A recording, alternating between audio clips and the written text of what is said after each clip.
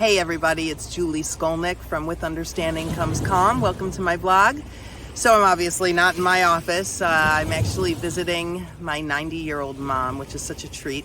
And I just worked out, so I don't look like my made-up plan to make a blog face.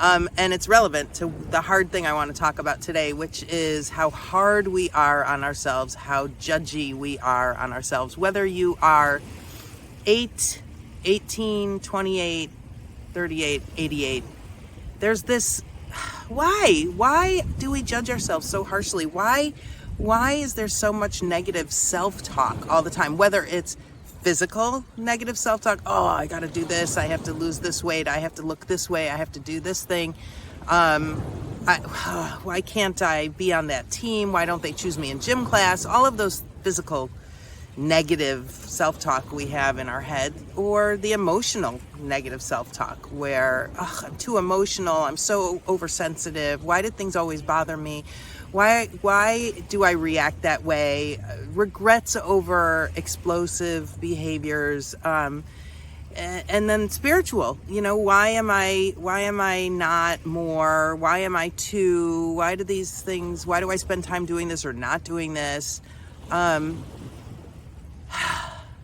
It's heavy and exhausting to have so much negativity. I asked a client once, how much time do you think you spend beating yourself up? That was so hard to hear. And so if you're beating yourself up over anything, and we all do, and part of it has to do with being a perfectionist, part of it has to do with this uneven inabilities, strengths and struggles. Part of it has to do with the narrative we learned as kids. Part of it has to do with where we thought we would be, expectations. In my adult empowerment group, sometimes people talk about the expectations they had of themselves, or they have of themselves, or others have of them, and where they thought they'd be now, and they're not. So here's the thing.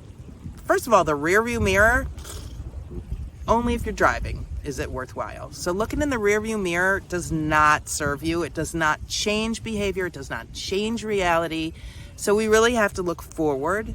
And then when we hear the negative messaging in our heads, we've got to develop what I like to call me messages. Messages that remind us of our strengths, why we love ourselves, or things we do that we do really well.